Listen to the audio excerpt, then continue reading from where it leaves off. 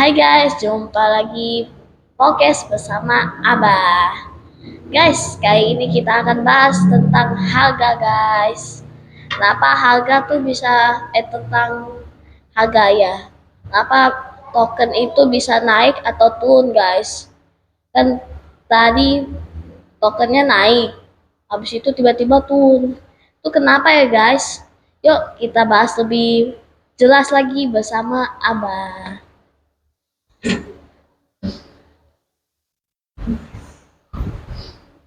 Jumpa lagi. Assalamualaikum warahmatullahi wabarakatuh. Waalaikumsalam warahmatullahi wabarakatuh. Jumpa lagi podcast bersama Abah. Hari ini pembahasan kita mengenai harga. Harga bisa mahal atau bisa turun. Harga bisa murah. Kenapa itu ya? Ya tahu.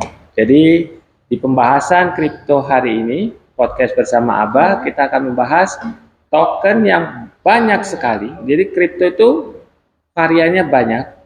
Mulai dari Bitcoin, Ethereum, kemudian Solana, Gapu, Shiba, PP dan SRP, kemudian banyak yang lainnya.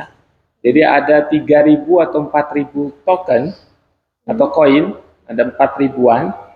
Dan kenapa harganya bisa naik dan turun? Selain itu juga kita akan bahas Bitcoin dan ETH. Jadi kita akan fokus di dua ini dulu ya. Jadi kita akan fokus di Bitcoin dan ETH. Dan kenapa harganya bisa mahal, bisa naik turun, terus kemudian bisa turun banget atau naik banget. Oke? Oke. Jadi sudah siap semuanya? Teman-temannya Ali. Jadi ngomong dong Ali. Jadi apa? Jadi Ali boleh dong tanya, kenapa itu Abah? Itu dong. Jadi biar duduknya juga yang enak. Jadi biar ada interaksi antara dua. Jadi ini juga suaranya Ali biar masuk. Maju. Ya. Jadi kenapa tuh token itu bisa jadi naik mahal atau jadi murah? Oke. Token kenapa bisa naik dan murah? Yang pertama kita hukum ekonomi dulu. Hukum ekonomi. Ada yang namanya permintaan dan penawaran. Jadi pasar, Ali tahu pasar kan? Pasar malam. Pasar malam bukan. Pasar itu tempat bertemunya penjual dan pembeli. Nah, di tempat bertemunya penjual dan pembeli itu ada transaksi. Ada tawar-menawar. Ya kan? Ya. Ada penawaran dan permintaan. Semakin banyak orang yang minta itu barang, tergantung barangnya ada apa enggak. Kalau barangnya sedikit, gimana Ali? Misal Ali punya 10 pensil. Yang mau beli ada 20 orang. Ali jualnya mahal apa murah? Atau berdasarkan penawaran tertinggi Ali kasih pensilnya? Murah mungkin, mahal mungkin. Akan dimahalkan, jadi akan menjadi mahal karena jumlahnya sedikit, permintaannya banyak, penawarannya banyak, itu yang menyebabkan harga itu menjadi naik barang di pasar itu. Ini berlaku juga untuk kripto. Jadi ada supply dan demand, permintaan dan penawaran. Jadi ada suplai barangnya, ada kripto yang beredar, kemudian ada permintaannya. Ini yang menyebabkan salah satu token itu bisa naik dan turun. Itu yang pertama. Yang kedua adalah sentimen pasar. Sentimen pasar. Jadi sentimen pasar itu bisa dari berita, bisa dari sosial media, bisa dari kondisi global saat ini, itu mempengaruhi sentimen pasar. Tadi kan bahas tentang pensil nih. Ali pegang 10 pensil, yang mau beli ada 20 orang. Terus sentimen pasarnya itu pensil ini akan dipakai untuk menulis ujian, menjawab soal-soal ujian. 20 orang ini berlomba-lomba untuk mendapatkan pensil itu biar bisa menjawab soal ujian ini. Jadi ada sentimen, wah saya harus pakai ini pensil, harus ada. Lokasi terdekat tokonya Ali, jadi harus beli ke Ali. Nah gitu juga di dunia kripto, ada sentimen pasar, jadi ada pengaruh di berita. Jadi Ali kalau mau lihat kripto itu mau harganya naik atau mau turun, Ali lihat berita. Dia dari berita baik itu di X, sosial media, atau yang lagi trending sekarang apa. Jadi yang sekarang ini kan yang lagi trending Bitcoin. Semua membicarakan Bitcoin. Semua ada sentimen di situ. Kemudian negara-negara juga sudah mulai mengadopsi Bitcoin sebagai cadangannya. Akhirnya permintaannya kan meningkat tadi. Penawarannya tinggi, permintaannya meningkat, sentimen pasarnya juga mulai banyak. Ada di mana-mana kan? Ditambah lagi para influencer, para YouTuber, para selebgram itu membahas juga. Ini saya memprediksi harganya bakal sekian, prediksi bakal bersekian, itu kan mempengaruhi juga. Jadi karena ada sentimen itu juga memicukan harga bisa naik. Jadi beritanya positif, harga jadi positif naik. Kemudian volume tadi, jumlahnya. Jadi volume untuk trading sama likuiditasnya di pasar, ketersediaan barang di pasar. Oh, diisukan di tiap exchange sudah tinggal sedikit Bitcoinnya. Jadi lebih banyak orang yang beli daripada orang yang jual. Jadi seperti itu. Itu juga bisa mempengaruhi harga. Jadi sudah ada 3 tadi ya. Apa aja? Sentimen pasar,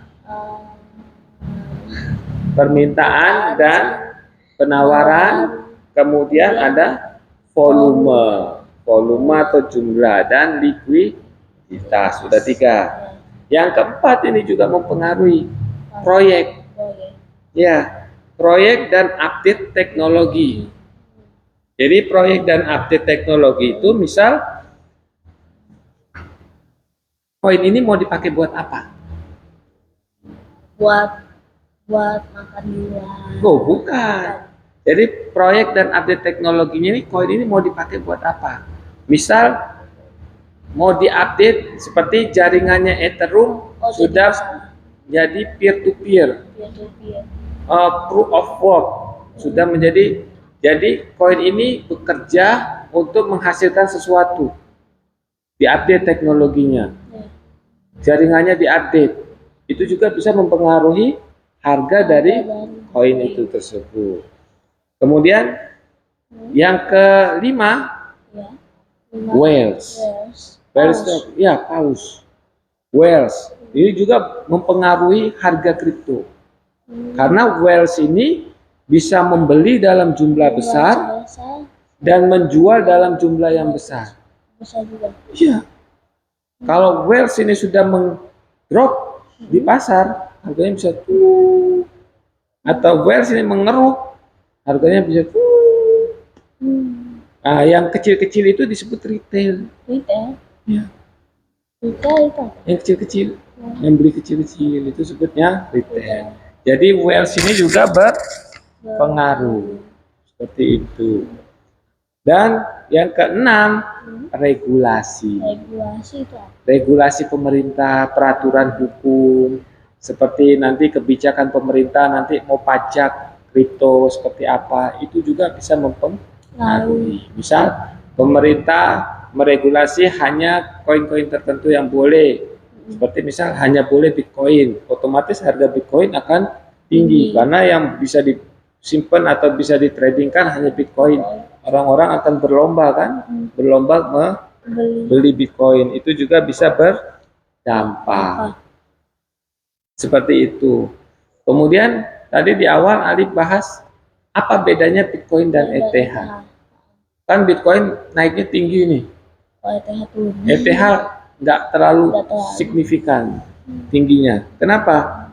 Ini semua karena awal dari tujuannya. awal dari tujuannya. Ya, dari tujuannya. Jadi kalau ETH itu Hmm. dibuat untuk menjembatani token-token lain untuk dibuat di jaringannya. Hmm. Jadi kita bisa bikin token di jaringannya ETH. ETH. Jadi ETH itu seperti jembatan. Hmm. Jembatan untuk token-token yang lain. Jembatan Siratal Mustaqim. Jadi seperti jembatan. Jadi token-token lain dibuat di dalam smart kontraknya ETH. Nah, kalau Bitcoin ini sudah merupakan satu. Nggak bisa dibuat di dalamnya Bitcoin. Ya aset satu. Ya, aset.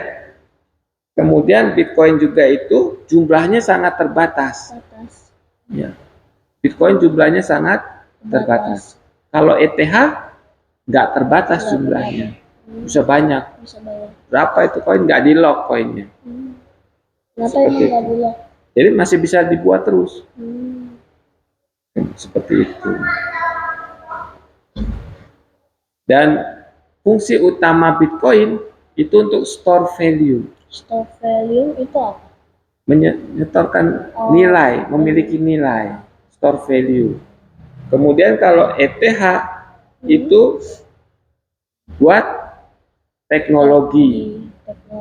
Nah, lebih ke arah teknologi untuk bikin koin lain, kemudian untuk membuat token-token lain itu di jaringan ETH, atau mau bikin DeFi, bikin NFT, smart contract itu di ETH. Jadi itu yang membedakan Bitcoin dengan Ethereum. Jadi Bitcoin itu lebih ke store value, dia bisa menjadi gold digital seperti emas. Gambarnya aja emas. Gambarnya aja emas, koinnya aja kayak koin emas. Kalau ETH itu lebih ke penggunaan. Jadi sebagai jembatan, penggunaan untuk deep apps, kemudian DeFi, NFT, dan lainnya. Smart contract, pembuatan token lainnya. Itu adalah ETH. Jadi itu bedanya Bitcoin dengan ETH. Dan Ali sekarang sudah paham, teman-temannya Ali juga udah paham, kenapa token itu harganya bisa naik atau bisa turun. Jadi dia ada 7, ada 6. Bukan 7, ada 6. Jadi ada permintaan dan penawaran. Dicatat ya. Teman-temannya Ali catat. Yang pertama adanya permintaan dan penawaran. Yang kedua adanya sentimen pasar. Yang ketiga volume trading dan likuiditas. Jadi mudah dicairkan. Yang keempat proyek dan update teknologi. Yang kelima whales. Yang keenam regulasi. Oke? Jangan lupa like, subscribe, komen. Bel sudah berbunyi. Jumpa lagi di Jumat minggu depannya. Oke. Wassalamualaikum warahmatullahi wabarakatuh.